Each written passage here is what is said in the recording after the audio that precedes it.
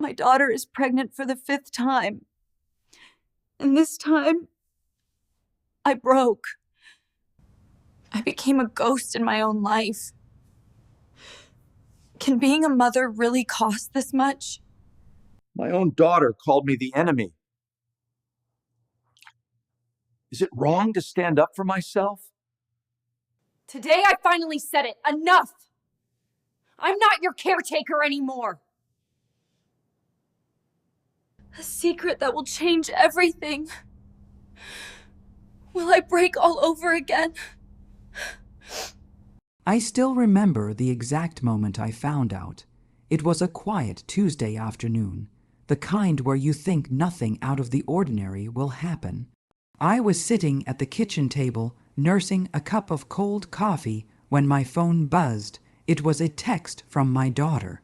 I didn't expect anything unusual, just the usual updates about the kids, the house, or some minor crisis she needed help with. But this message stopped me cold. "Mom, I'm pregnant again. It's the 5th time. 5 times." The word echoed in my mind like a hammer striking a bell. 5 children. 5 times I had been pulled back into the chaos, the sleepless nights, the endless worry. I stared at the screen, my heart pounding, my breath catching in my throat. How was this possible? How had we come to this point again? I felt a strange mix of emotions swirling inside me. Disbelief, exhaustion, heartbreak. I loved my daughter fiercely, more than anything in the world. But this news wasn't just about her anymore. It was about me. About the years I had poured into raising her children, the sacrifices I had made, the dreams I had quietly buried under diapers and school runs. I was tired, bone-tired. I thought back to the first time she became a mother. I was so proud, so hopeful. I told myself I would be there for her, no matter what, and I was. Through every scraped knee, every midnight fever, every tantrum and tear.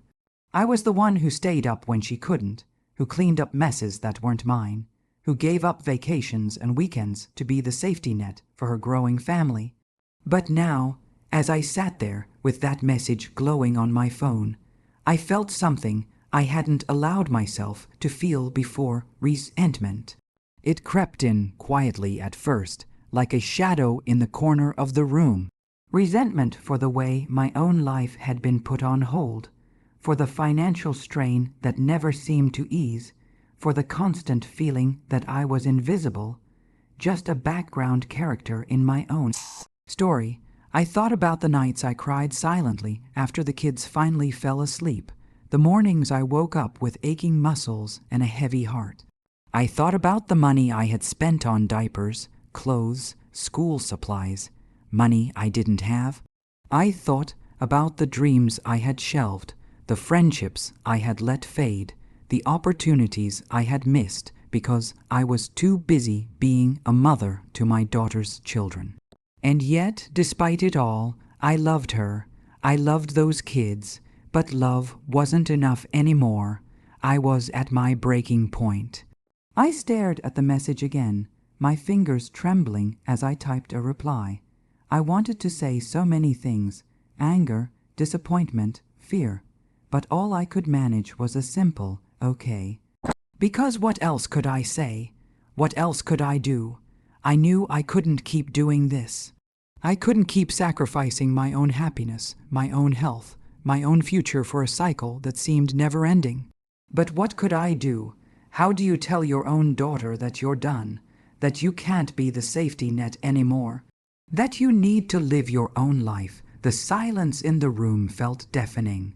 I looked around the house, the walls filled with memories, the echoes of laughter and tears, and I realized something had to change. But change was scary, change was uncertain, and I was terrified of what standing up for myself might cost me. Would I finally find the strength to break free from this exhausting cycle, or was I doomed to keep giving until there was nothing left of me? I didn't have the answers yet, but one thing was clear: I couldn't keep pretending everything was okay. Not anymore, and that was just the beginning. When I look back on the years I've spent raising my daughter's children, It feels like a lifetime wrapped in a single, endless day, full of moments that made my heart soar and others that crushed it into pieces. I remember the early days so vividly, when everything was new and fragile, and hope was the only thing keeping us afloat. The first time I held my granddaughter in my arms, I felt a rush of love, so fierce it nearly took my breath away. She was tiny, perfect, and utterly dependent on us. I promised myself then that I would do everything in my power to protect her, to give her a better life than I ever had. And for a while, it felt like we were a team, a family bound by love and shared dreams. Back then, my daughter was different too. She was scared, yes, but determined. She wanted to be a good mother, and I believed in her. We laughed together, cried together, and planned for a future where the kids would grow up safe and happy. I was proud to be part of that journey, proud to be the grandmother who could step in whenever she needed me. But as the years passed, the cracks began to show. The hope that once filled our home started to fade, replaced by exhaustion and frustration. The children multiplied, and so did the demands. What was once a joyful responsibility slowly turned into a heavy burden. I found myself waking up before dawn, preparing breakfast for 5 little mouths, packing lunches, and rushing to get everyone ready for school. I was the one who stayed late at night, helping with homework, soothing nightmares, and cleaning up messes that never seemed to end. I was the unpaid chauffeur, the nurse, the cook, the disciplinarian roles I never signed up for but couldn't walk away from. And through it all, I did it because I loved them. Because family means sacrifice, right? Because no one else would do it like I could. But love, as I learned, can be complicated. It can be a double-edged sword that cuts deeper the more you give. There were days when I felt invisible, like a ghost haunting my own home. My daughter would come and go, leaving me to pick up the pieces. She was often too tired, too distracted, or too caught up in her own struggles to notice how much I was giving. I tried to tell myself it was temporary, that things would get better, that she needed me, but the truth was harder to swallow. I was being used, not in a cruel way, but in a way that slowly chipped away at my sense of self. I was the safety net, the fallback, the one who would always be there, no questions asked. And that meant my own needs, my own dreams were pushed aside year after year. I remember one afternoon, sitting alone in the quiet house after the kids had gone to bed, feeling utterly drained. My hands were raw from scrubbing floors. My back ached from bending over cribs and school desks. I looked around at the chaos, the scattered toys, the piles of laundry, the empty coffee cups, and I realized I was drowning in a life that wasn't mine. The contrast between who I was and who I had become was staggering. I used to be a woman with hopes and plans, with a life outside of motherhood. Now I was just a caretaker, a shadow in my own story. The love I felt for my family was still there, but it was tangled with bitterness and regret. I thought about the sacrifices I had made, the job I gave up, the friendships I let fade, the quiet evenings I traded for chaos. I thought about the money I spent on things I couldn't afford, the nights I stayed awake worrying about bills and broken hearts. I thought about the times I said yes when I wanted to say no, because I was afraid of what would happen if I didn't. And yet, despite all of this, I kept going. Because that's what mothers do, isn't it? We keep going, even when it hurts, even when we're tired, even when we feel invisible. But something inside me was changing. The weight of a lifetime was pressing down harder than ever, and I was starting to wonder, how much longer could I carry it? How much more could I give before there was nothing left? I wasn't just tired anymore, I was broken. And I knew that if I didn't do something soon, I would lose myself completely. So I started to think about what it would mean to say no, to set boundaries, to stop being the family's unpaid caretaker and start being the woman I once was. It was terrifying to even consider. What would my daughter say? How would the kids react? Would I be abandoning them?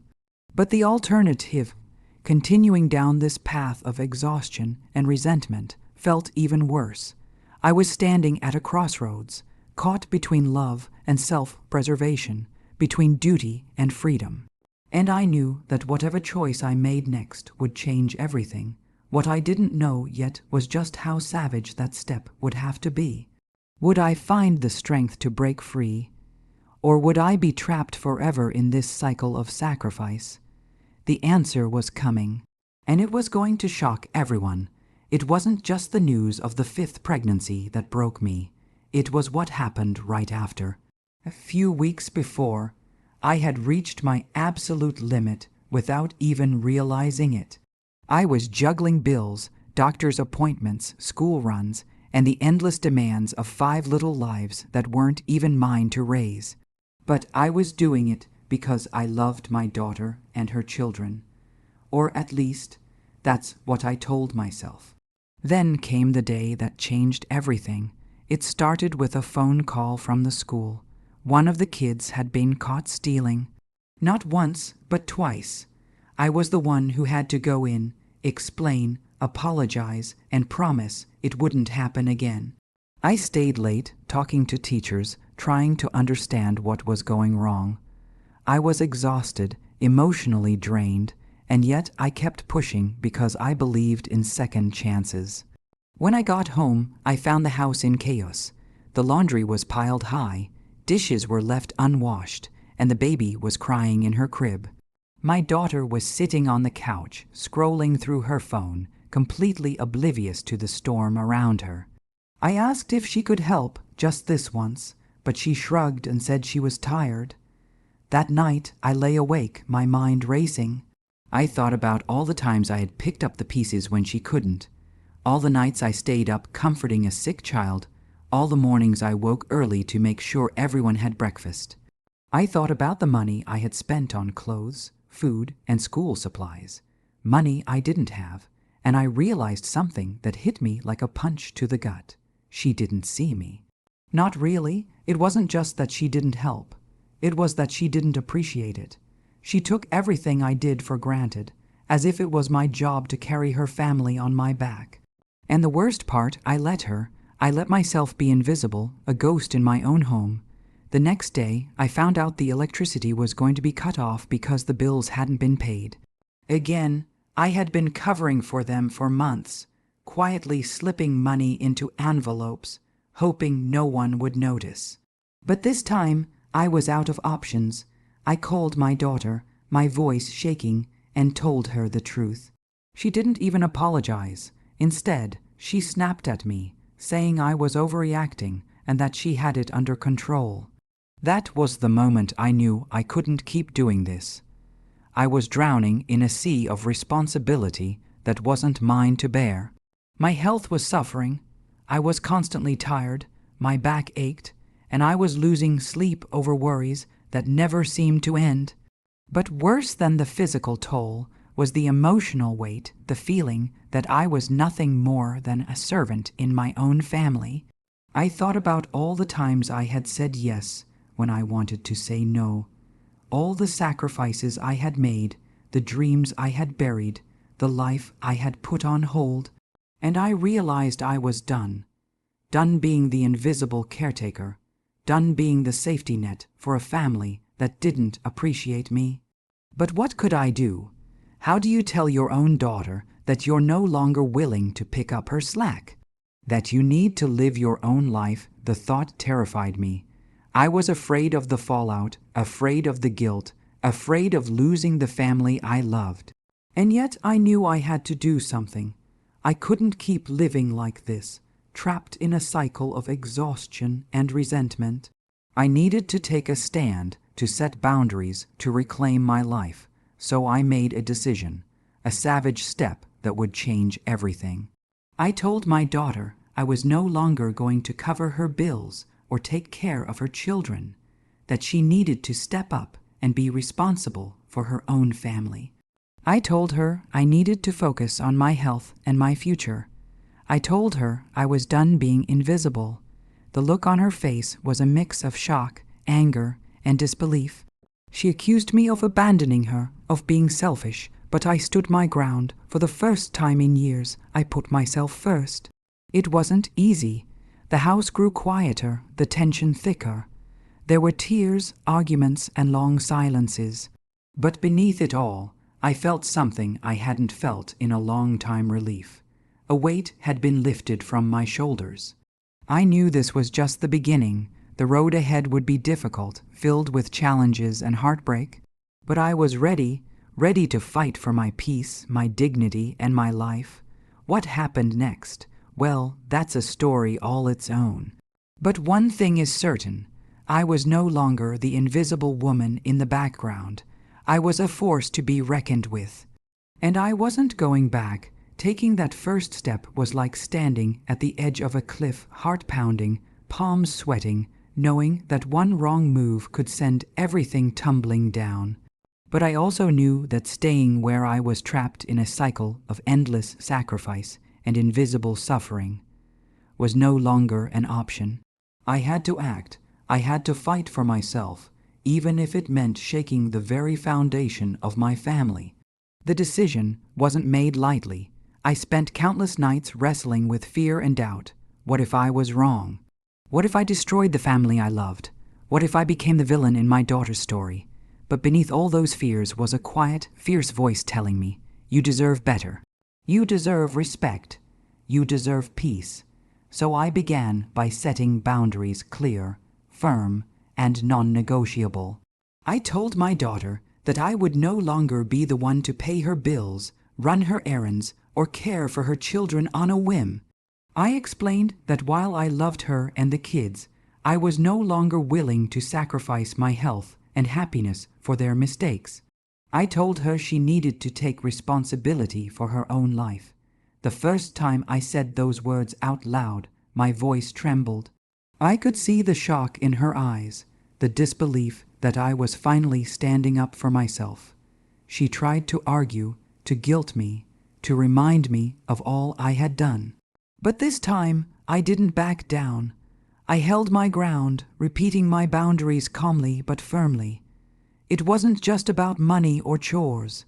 It was about reclaiming my dignity. For years, I had been the family's unpaid caretaker, the one who fixed everything and took the blame for everything. But now I was saying no more. Next, I reached out to other family members, my siblings, cousins, even old friends who had watched from the sidelines. I needed allies, people who understood what I was going through and could support me. Some were surprised, some were sympathetic, and a few were downright angry at my daughter for taking advantage of me. But having that support made me feel less alone, more powerful. One of the hardest parts was telling my grandchildren that Grandma wouldn't always be there to fix their problems. I wanted to protect them, to shield them from the harsh realities of life, but I also knew that enabling their mother's irresponsibility wasn't helping anyone. I told them gently that they needed to learn to stand on their own 2 feet, just like I had to learn to stand for myself. The emotional toll was immense. There were days when I felt like I was walking through fire, guilt, sadness, loneliness, and fear all swirling inside me. I missed the closeness we once had, the easy laughter and shared dreams, but I also felt a growing sense of pride and empowerment. For the first time in years, I was living for me. The confrontation with my daughter was the most intense moment.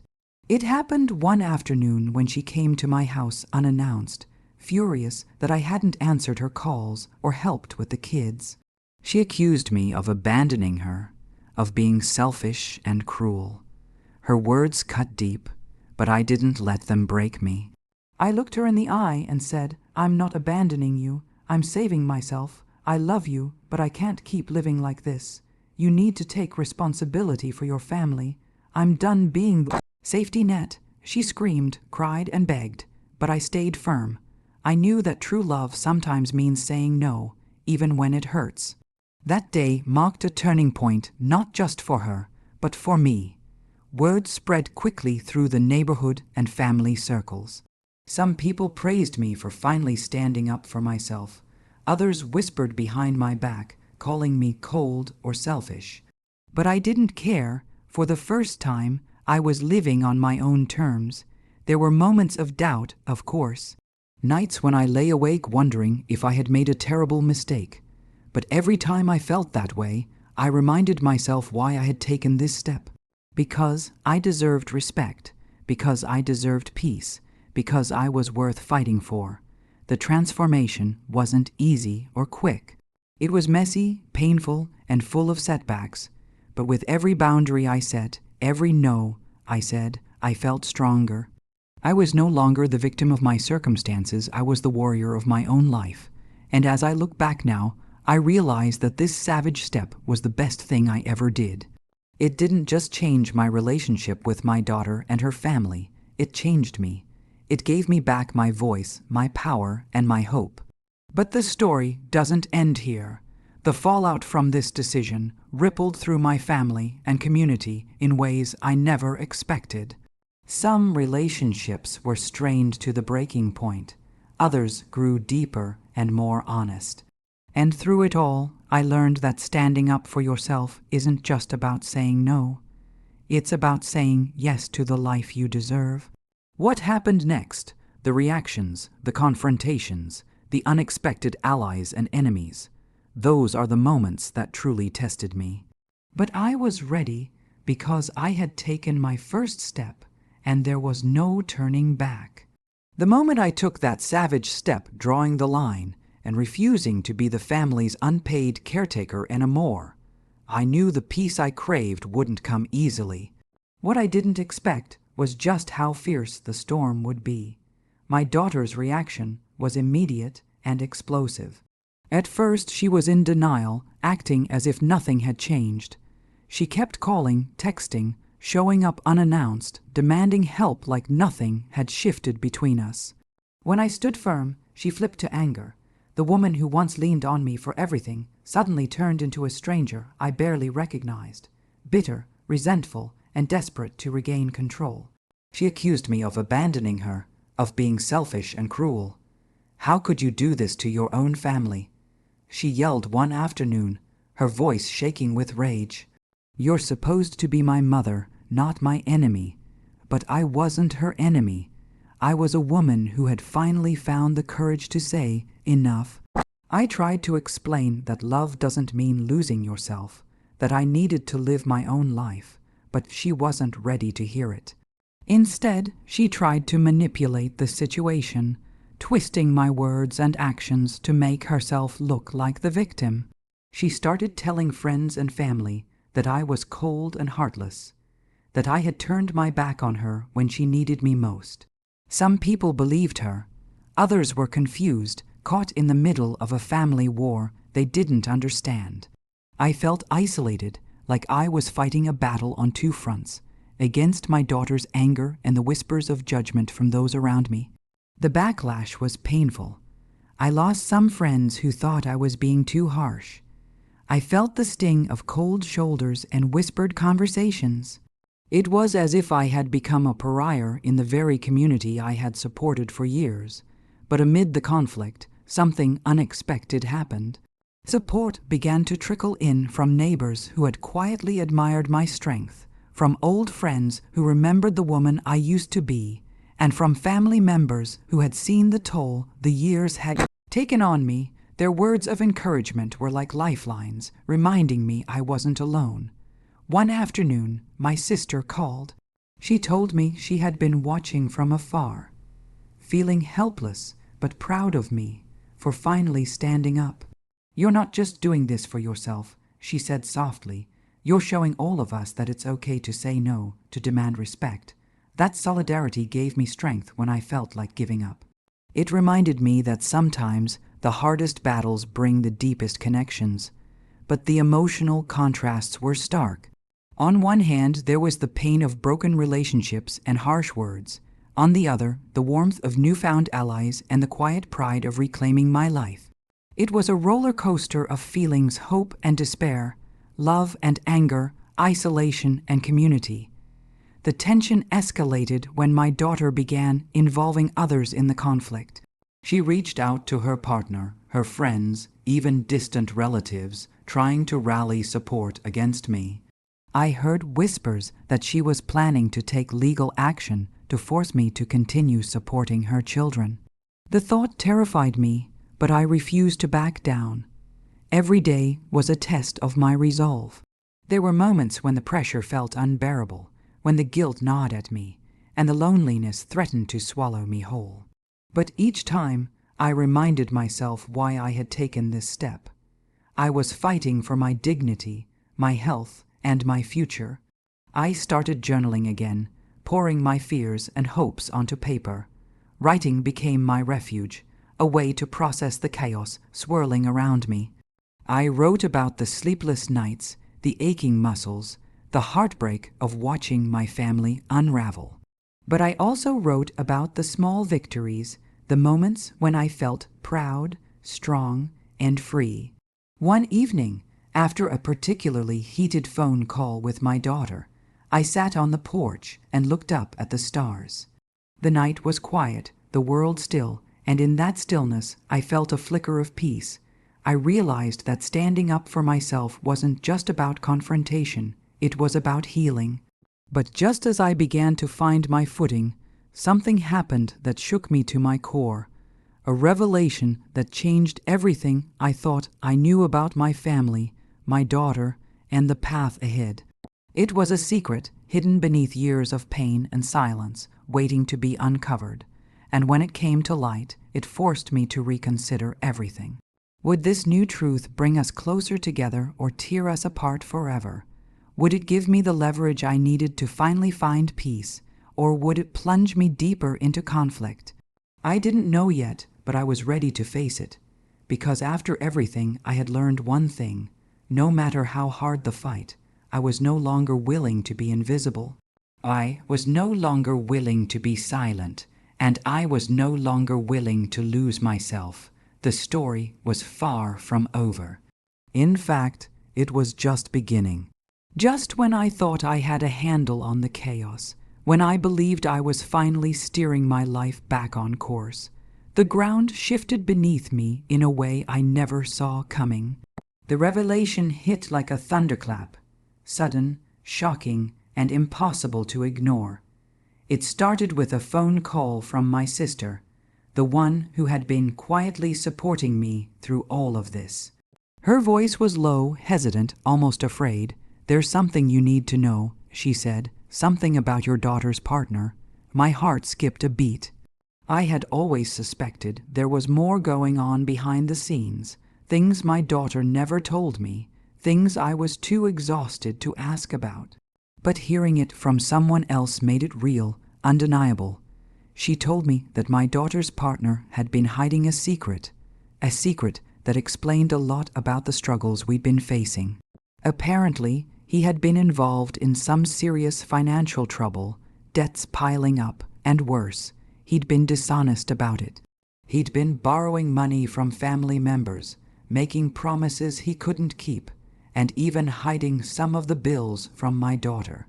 I felt a mix of emotions swirling inside me: anger, betrayal, confusion. How could he do this to my daughter? To my grandchildren? And why hadn't she told me? Was she protecting him, or was she just as trapped as I was? This new information changed everything. Suddenly, the problems weren't just about my daughter's choices. They were tangled up in a web of lies and secrets that went deeper than I had imagined. It wasn't just about setting boundaries anymore. It was about protecting my family from a hidden threat. But it also forced me to reassess my own role. Had I been too harsh, too quick to judge? Was there a way to help without losing myself again? The emotional stakes were higher than ever, and the path forward wasn't clear. Then, out of nowhere, another family member stepped in, my niece, who had been quietly observing from the sidelines. She reached out to me with information that added another layer to the story. She told me she had overheard conversations, seen things that confirmed the financial troubles and the deception. But more than that, she offered support, a willingness to help me navigate this mess. Her involvement was a lifeline, but it also complicated things. Family secrets are like landmines, one wrong step, and everything can explode. I had to be careful, strategic, and above all, honest with myself about what I was willing to fight for. The emotional roller coaster intensified. I felt torn between wanting to forgive my daughter and her partner, to protect the family, and the need to stand firm and demand accountability. The love I had for my daughter was still there, but it was tangled with disappointment and fear. I spent long nights wrestling with these feelings, trying to decide whether to fight harder or walk away. Forgiveness felt like a distant dream, but so did giving up. I knew that whatever choice I made would change the course of our lives forever.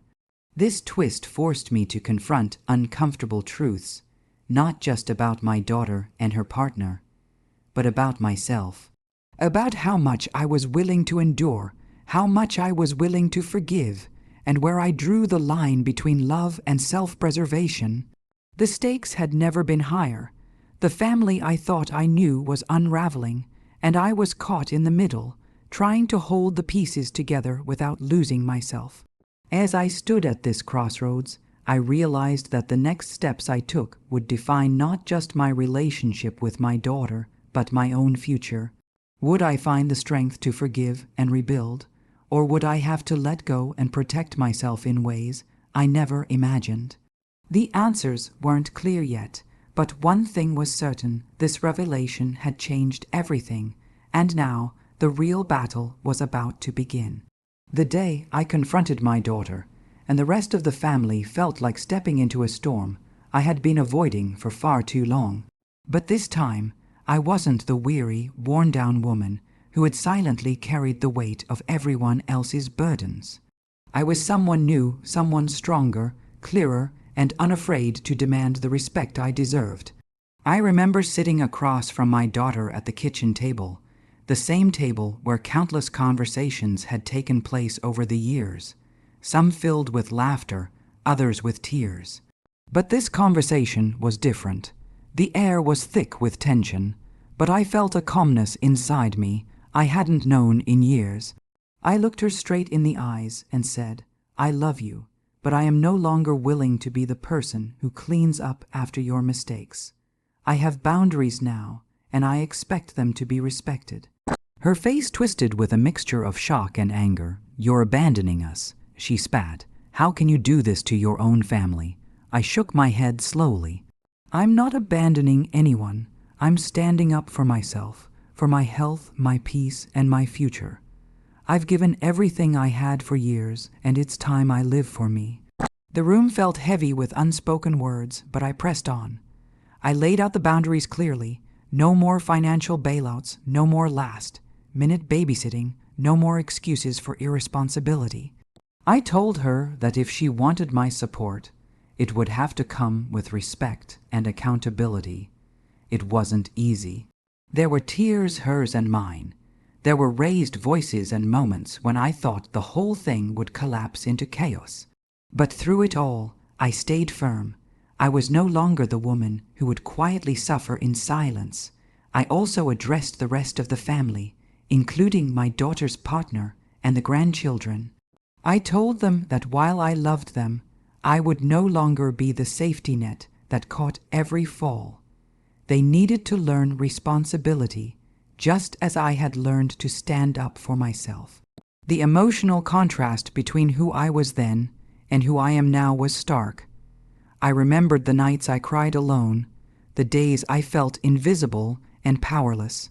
And now here I was, speaking my truth, demanding respect, and reclaiming my life. It was empowering in a way I hadn't expected. I felt a surge of pride and relief wash over me, like a heavy chain had been lifted from my shoulders. For the first time in a long time, I was living on my own terms, but the question lingered in the air: would my family accept this new dynamic? Or would my stand push them away forever? The days that followed were tense. There were cold shoulders, whispered conversations, and moments of silence that felt louder than any argument. Some family members struggled to understand, Others tried to bridge the gap, but I held my ground, knowing that true respect can't be forced. It has to be earned. I also found unexpected allies. Friends and neighbors who had watched my journey offered words of encouragement and support. Their belief in me strengthened my resolve and reminded me that I wasn't alone. This turning point wasn't just about setting boundaries with my family. It was about reclaiming my identity. I was no longer just a mother or grandmother defined by sacrifice. I was a woman who knew her worth and wasn't afraid to fight for it. As I look back, I realize this moment was the beginning of a new chapter, one where I could love my family without losing myself, where I could be present without being a doormat, where I could find peace amidst the chaos, but the road ahead was still uncertain. Would my family embrace this change, or would it lead to permanent estrangement? Only time would tell. What I do know is that I am no longer afraid. I have found my voice and I intend to keep using it. Looking back on everything, the years of sacrifice, the heartbreak, the battles fought and won, I feel a deep sense of peace I never thought possible. It wasn't an easy journey. There were moments when I doubted myself, when the weight of it all threatened to crush me. But I made it through, and I'm stronger for it. I've learned that love doesn't mean losing yourself. It doesn't mean endless giving without receiving, or staying silent when your heart is breaking. True love means respect for yourself and for the boundaries you set. It means knowing when to say no, even when it's hard, because your well-being matters just as much as anyone else's. I've learned that it's okay to put yourself first, that self-care isn't selfish, it's necessary, and that sometimes the most loving thing you can do for your family is to stand up for yourself, to demand the respect and dignity you deserve. This journey has taught me the power of courage, the courage to face uncomfortable truths, to confront those we love, and to fight for a better life. It's shown me that we don't have to be victims of our circumstances. We can be warriors, reclaiming our voices and our futures. To anyone out there who feels trapped by family drama, who feels invisible or overwhelmed, I want you to know you're not alone. Your feelings are valid and your needs matter. It's okay to set boundaries. It's okay to say no. It's okay to choose yourself. If you've ever felt this way, I invite you to share your story below.